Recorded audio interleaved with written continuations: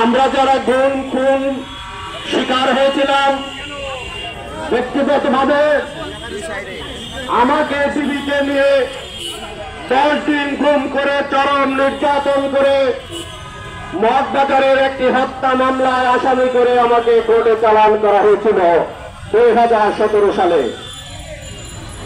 এখনো যারা গুম রয়েছে, বিশেষ করে সুমন ভাই, চৌধুরী আলম, ইসলামী বিশ্ববিদ্যালয়ের সাবেক 2 ছাত্র নেতা শাহ ওলিউল্লাহ, ইলিয়াস আলী, এখনো তাদের কোনো সন্ধান পাওয়া যাচ্ছে না।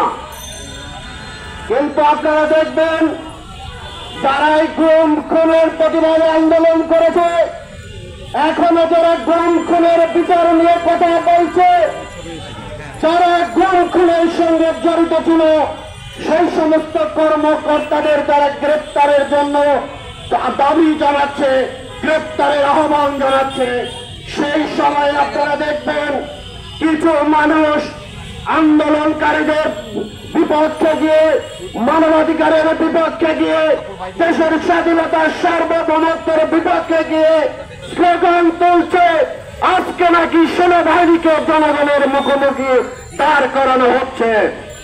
আমরা সুস্পষ্টভাবে বলতে চাই, বাংলাদেশের কোন মানুষ সেনাবাহিনীর বিপক্ষে দাঁড়ায়নি, ডিজিএফের বিপক্ষে দাঁড়ায়নি, পুলিশের বিপক্ষে দাঁড়ায়নি।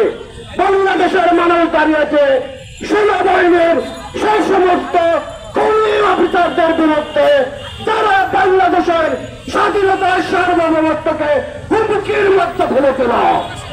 আমরা দাঁড়িয়েছি সেই সমস্ত পুলিশ অফিসারদের বিরুদ্ধে, যারা বাংলাদেশের মানুষের জীবনের নিরাপত্তা বিঘ্নিত করেছিল, বাংলাদেশের মানুষকে খুন করে ভারতের তাবেদার সরকার প্রতিষ্ঠা করেছিল। আমরা সুস্পষ্টভাবে বলতে চাই, গুম খুনের বিচার ব্যতীত বাংলাদেশে কোন সুস্থ রাজনৈতিক পরিবেশ দাঁড়াবে না, হবে না, হতে পারে না।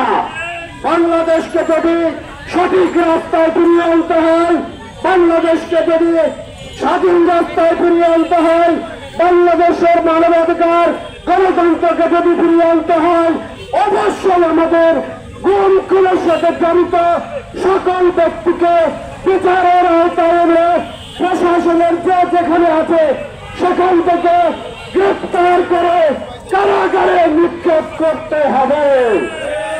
বন্ধুরা, আমরা প্রশাসনকে বলব, বাংলাদেশের মানুষ গণতন্ত্র, মানবাধিকার, বাংলাদেশের মানুষ মানুষের ভালোবাসা নিয়ে টিকে থাকতে চায়। সন্ত্রাস, গুম খুন, ভারতের তাবেদারি দিয়ে বাংলাদেশের মানুষ বাঁচবে না। বাংলাদেশের মানুষ যদি বাঁচবে, বাংলাদেশের মানুষ বাঁচবে শুধুমাত্র নিজের স্বাধীনতা নিয়ে, নিজের মতামতের ভিত্তিতে। কারো রাজনীতি, কোন বৈদেশিক রাজনীতি বাংলাদেশকে আর ভারতের মুখাপেক্ষি করতে পারবে না ইনশাআল্লাহ। আমরা সবাইকে আমাদের এই গুম খুনের দাবির প্রতি একযোগে আন্দোলন করার আহ্বান জানিয়ে আজকের বক্তব্য শেষ করছি। আল্লাহ হাফেজ। বাংলাদেশ জিন্দাবাদ। ধন্যবাদ। এবার